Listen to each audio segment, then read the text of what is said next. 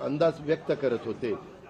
काल तर मी स्वतः वेगवेगळ्या चॅनलला बघत होतो, म्हणजे आम्ही तिघं कशातच नसल्यातच जमा होतो, बाकीच्यांच्या गाड्या फिरवणं, ड्रायव्हिंग करणं, इकडं जाणं तिकडं जाणं, इतकं काही सुरू होतं की आम्ही पहिल्यांदा 150-200च्या पुढे जाऊ आम्हाला वाटत होतं। कालचं सगळं बघितल्यानंतर आम्हाला वाटायला लागलं की आपण कुठंतरी खाली जातोय का काय। परंतु महाराष्ट्रातल्या जनतेने विकासाकडे बघून महायुतीला प्रचंड अशा प्रकारचं जे यश प्राप्त करून दिलंय, त्याबद्दल महाराष्ट्रातल्या तमाम जनतेचं महायुतीच्या वतीनं व्यक्तिशः माझ्या वतीनं मी त्यांना मनापासून धन्यवाद देतो, मनापासून आभार मानतो। सगळेच कार्यकर्ते राबले, उमेदवार राबले, सगळे सहकारी घटक पक्षाचे, मित्र पक्षांचे सगळे आमचे सहकारी त्याच्यामध्ये स्वतःला झोकून दिलं आणि सगळ्यांनी ही निवडणूक आपली स्वतःची निवडणूक आहे असं समजून त्या ठिकाणी कामाला लागले। आमच्या ज्या योजना होत्या, योजनांच्याबद्दल बरेच थोडीशी चेष्टा मस्करी करण्यात आली, आम्हाला त्याच्यामध्ये दोष देण्यात आला, आमची थोडंसं टीका टिप्पणी करण्यात आली की राज्य कंगाल केलं, अमुक झालं तमुक झालं।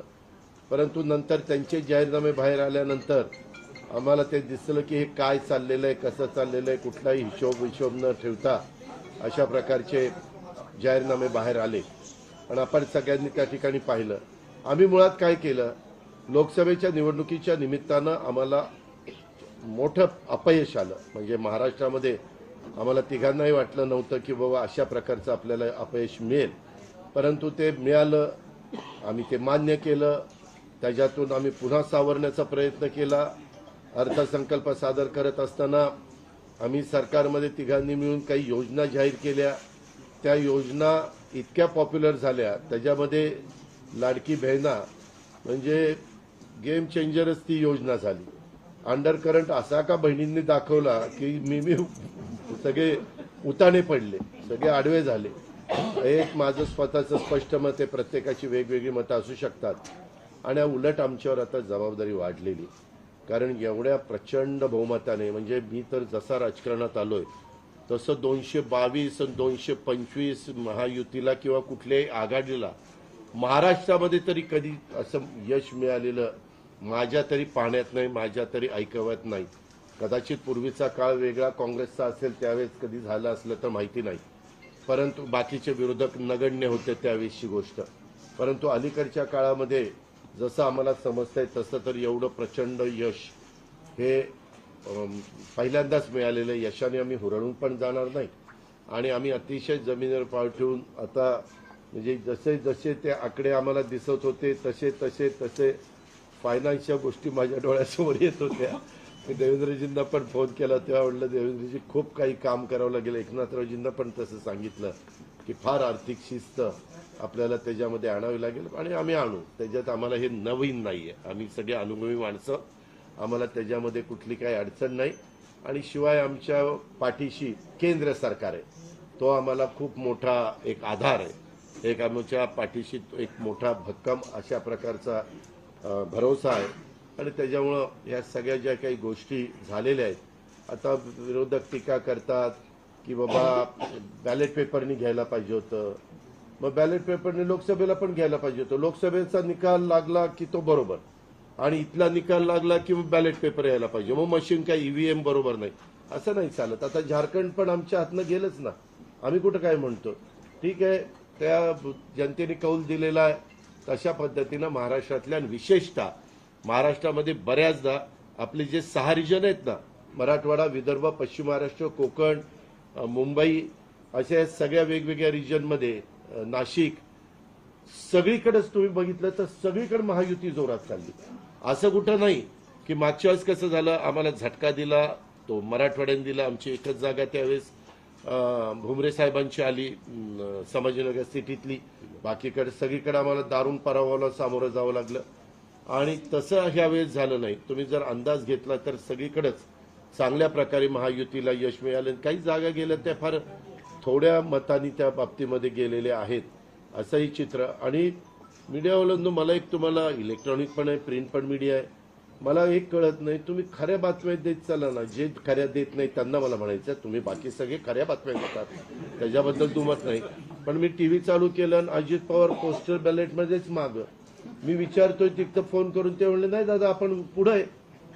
आता माझं लीड 1,02,000 मताधिक्य मी मिळवलंय आणि खुशाल तुम्ही दाखवताय अजित पवार माग, अजित पवार माग. मग काही जण म्हणलं का रे असे दाखवताय, टीआरपी त्याच्याशिवाय वाढत नाही. अरे तुमच्या टीआरपीला आम्हाला का मातीत घालताय, आमची का बदनामी करताय.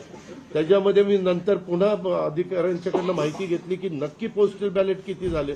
पोस्टल बॅलेटमध्ये पण आम्ही पुढे होतो आणि रेग्युलर मतदानामध्ये पण पुढे होतो.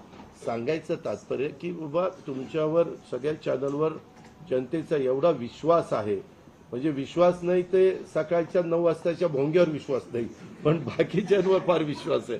माझं एवढंच म्हणणं आहे की खऱ्या बातम्या दिल्या तर काही वाईट होणार नाही. पण खूप चांगलं यश मिळालं. अजून पण काही काउंटिंग चालू आहे, काही ठिकाणी रिकाउंटिंग मागितलेलं, ठीक आहे, तो त्यांचा प्रत्येकाचा अधिकार आहे. पण खरोखरीच सगळ्याच राज्यातली जबाबदारी आम्हा महायुतीवर वाढलेली आहे आणि त्या उलट आम्हाला अधिक जास्त बारकाईनं इथून पुढे काम करावं लागणार आहे. कारण एवढं दैदिप्यमान यश या सगळ्यांनी मिळवून दिलेलं आहे आणि जनतेचे मानावे तेवढे आभार कमीच आहेत. म्हणजे काय आता त्यांच्याकरता, म्हणजे त्यांच्या ऋणातच आम्ही राहू इच्छितो.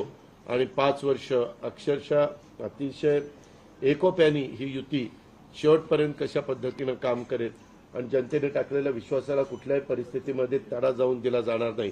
अतिशय चांगल्या पद्धतीनं राज्याच्या सर्वांगीण विकासाच्या करता जसं आम्ही विकास हा केंद्रबिंदू मानून पुढे गेलो, तशाच पद्धतीचं काम इथून पुढच्या काळामध्ये देखील महायुतीच्या वतीनं त्या ठिकाणी चालेल, अशा प्रकारची खात्री मी आपल्या पत्रकार मित्रांना पण देतो आणि आपल्यामार्फत महाराष्ट्रातल्या तमाम जनतेला देतो. पुन्हा एकदा मतदार बंधू भगिनींचं, सर्वांचं, मीडियाचं, इलेक्ट्रॉनिक प्रिंट, सर्वांचं मी मनापासून आभार मानतो, मनापासून धन्यवाद देतो. धन्यवाद. अरे मराठी मातृभाषा अभिजात भाषेचा दर्जा आत्ताच दिलाय ना, लगेच विसरायला लागला. नाही नाही, ते दिल्लीत हिंदी बोलतात. मी माझी भावना मगाशीच मांडली आहे. केवळ आत्ता एवढंच सांगेन की महाराष्ट्राच्या जनतेसमोर आम्ही नतमस्तक आहोत. जनतेने ज्या प्रकारचा विजय दिलेला आहे, खऱ्या अर्थानं हा विजय एक प्रकारे आमची जबाबदारी वाढवणारा विजय आहे. देशाचे प्रधानमंत्री मोदीजींवर महाराष्ट्राने दाखवलेला विश्वास आहे आणि त्यामुळे आता आम्हाला खूप काम महाराष्ट्रामध्ये करावं लागेल याची आम्हाला जाणीव होते आहे. म्हणून पुन्हा एकदा महाराष्ट्रातल्या सगळ्या मतदारांच्या